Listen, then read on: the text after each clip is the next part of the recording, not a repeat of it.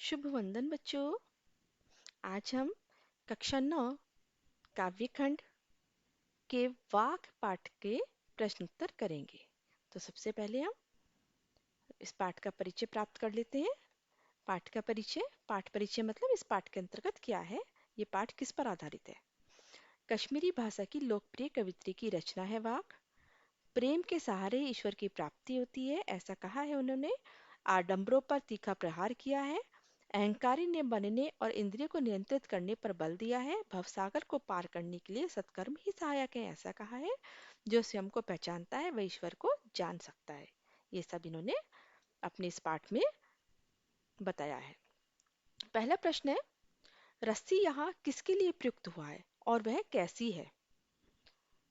उत्तर है, रस्सी यहाँ मानव शरीर व प्राण के लिए प्रयुक्त हुआ है और यह कच्ची तथा नाशवान है, अर्थात यह कब टूट जाए यह नहीं कहा जा सकता है।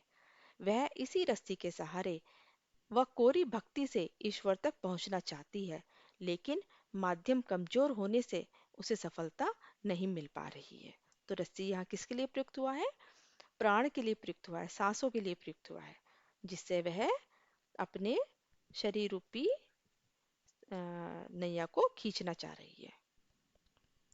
अगला प्रश्न है, कवित्री द्वारा मुक्ति के लिए किए जाने वाले प्रयास व्यर्थ क्यों हो रहे हैं। मुक्ति मतलब मोक्ष के लिए, मोक्ष प्राप्त करने के लिए जो प्रयास कर रही है वो खराब क्यों हो रहे हैं।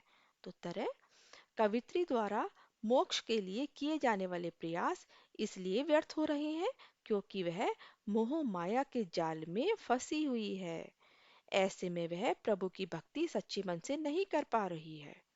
वह नाशवान शरीर द्वारा ईश्वर को पाना चाहती है, लेकिन उसके सभी प्रयास विफल हो रहे हैं, बेकार हो रहे हैं। जैसे कच्ची मिट्टी के सकोरे में जल अधिक देर तक नहीं ठहर पाता, उसी प्रकार कवित्री के मुक्ति के लिए किए गए सारे प्रयास व्यर्थ हो रहे हैं। वो हठ योग के द्वारा, कोरी भक्ति के द्वारा ईश्वर को प्राप्त करना चाहती है और सांसारिक बंधनों में लिप्त है, सांसारिक बंधनों में घिरी हुई है। तो उसके सारे प्रयास जो है वह कच्चे सोकरे की भांति खराब हो रहे हैं। समझ आ गया। अगला प्रश्न है, कवित्री का घर जाने की चाह से क्या तात्पर्य है। घर घर किसे कहा है। उत्तर है, कवित्री का घर जाने की चाह से तात्पर्य प्रभु से मिलना है। वह इस भवसागर रूपी संसार को पार करके अपने परमात्मा की शरण में जाना चाहती है, अर्थात वह इस सांसारिक मोहमाया से मुक्त होकर के परमात्मा से मिलना चाहती है, परमात्मा में लीन हो जाना चाहती है। घर से तात्पर्य क्या है, घर से तात्पर्य ईश्वर के घर से है, मोक्ष से है।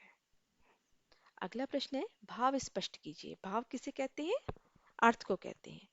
जेब टटोली कौड़ी ना पाई, इसका भाव क्या है। देखिए, कवित्री कहती है कि संसार में आकर वह सांसारिकता में उलझकर रह गई और जब अंत समय आया और जब जेब टटोली अर्थात आत्मनिरीक्षण किया, अपना निरीक्षण किया, तो उसे कुछ भी हासिल ना हुआ। अब उसे चिंता सता रही है कि भवसागर से पार करने के लिए मांझी अथवा ईश्वर को उतराई के रूप में क्या देगी। समझ आ गया। फिर है दूसरा, खा खा कर कुछ पाएगा नहीं, न खाकर बनेगा अहंकारी। इसका अर्थ क्या है, तो सांसारिक वस्तुओं का, विलासता की वस्तुओं का उपभोग करके मनुष्य को कुछ नहीं मिल पाएगा। न खाकर अर्थात इंद्रियों को अपने वश में करके व्रत तप करने से व्यक्ति को अपने ऊपर घमंड हो जाता है, वह अपने आप को सबसे श्रेष्ठ समझने लगता है। इसलिए दोनों में समानता रखनी चाहिए, तभी मुक्ति का द्वार खुल सकता है। देखिए क्या होगा, सांसारिक वस्तुओं का, सांसारिक वस्तुएं जो होती हैं जीने श्रेष्ठ जीवन के लिए, श्रेष्ठ जीवन जीने के लिए जो वस्तुएं होती हैं उन्हें सांसारिक वस्तुएं कहा गया। और विलासता की वस्तुएं कैसे कहा गया है, जीवन तो तीन चीजों से भी जिया जा सकता है। हमारे पास में वस्त्र हो और रहने के लिए छत हो, खाने के लिए अन्न हो, तो इससे भी जीवन जिया जा सकता है। लेकिन तरह तरह के वस्त्र हों, विभिन्न प्रकार की वस्तुओं का भोग करें, एक मकान की जगह चार चार मकान लेकर के डाल दें, तो ये क्या हो गया, ये हो गई विलासता की वस्तुएं। इनका उपभोग करके मनुष्य को कभी भी कुछ नहीं मिल पाता है। और जब अपनी इंद्रियों को वश में कर लेता है वो, व्रत करने लगता है।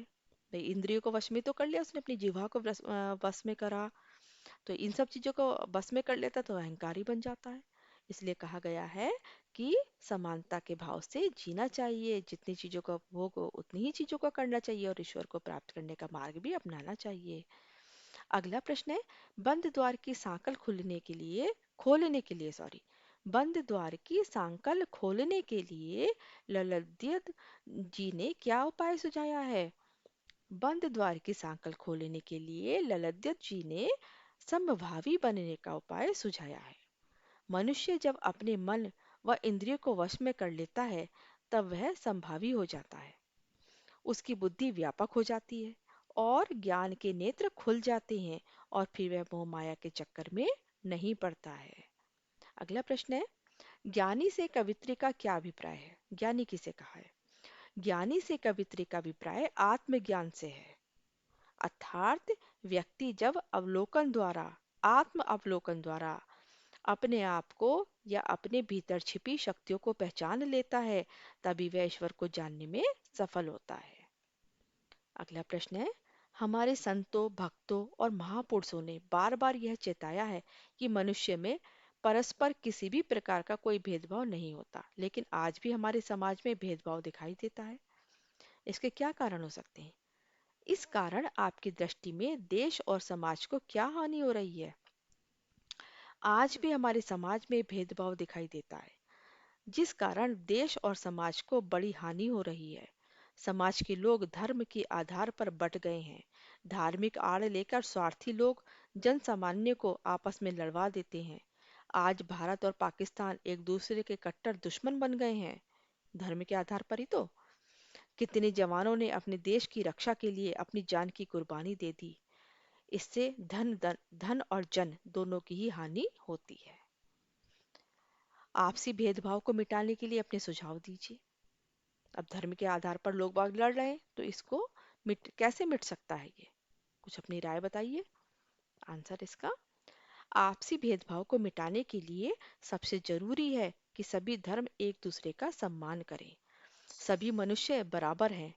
बाहरी रंग रूप में चाहे जितनी भिन्नता हो, फिर भी सभी की आत्मा एक जैसी है।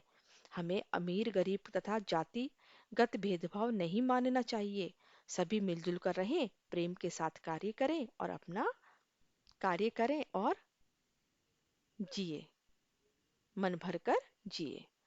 तो ये थे आज के हमारे प्रश्न। आशा है आपको समझ में आ गए होंगे। अगर आपको मेरा ये वीडियो अच्छा लगे तो सब्सक्राइब करिए, शेयर करिए, कमेंट जरूर करिए। धन्यवाद। खुश रहिए, स्वस्थ रहिए।